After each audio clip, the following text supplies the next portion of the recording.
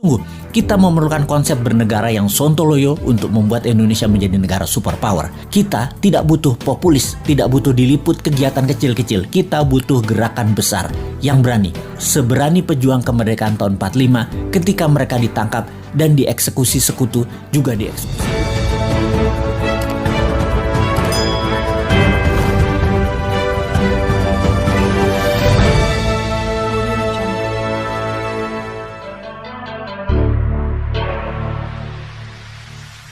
Ketika New Mind mendapatkan mandatnya, 1 tahun kemudian diputuskan sebuah kebijakan tingkat dunia, yaitu dalam negeri Indonesia, emas menjadi alat tukar sejajar dengan alat bayar rupiah.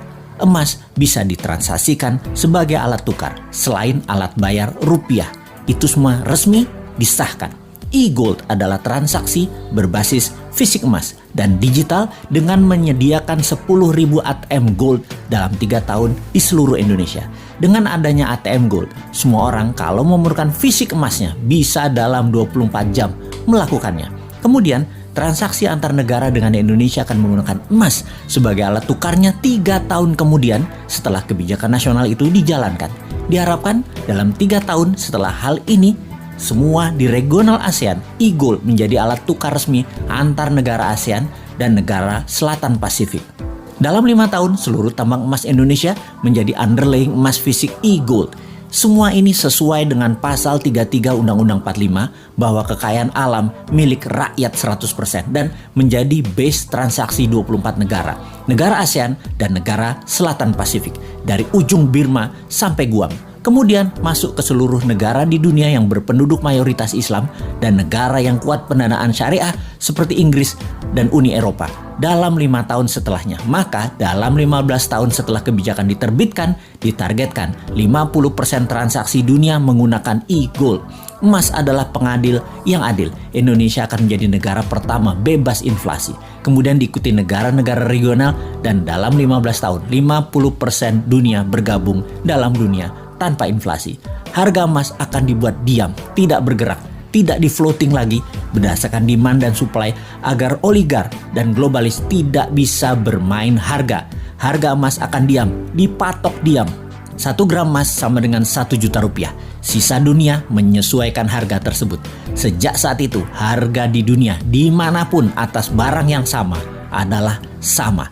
Sungguh, kita memerlukan konsep bernegara yang sontoloyo untuk membuat Indonesia menjadi negara superpower. Kita tidak butuh populis, tidak butuh diliput kegiatan kecil-kecil. Kita butuh gerakan besar yang berani. Seberani pejuang kemerdekaan tahun 45 ketika mereka ditangkap dan dieksekusi sekutu juga dieksekusi Belanda. Mata mereka tidak terpejam, wajah mereka tenang, tidak menunjukkan ketakutan atau kemarahan. Wajah mereka seperti diliputi cahaya.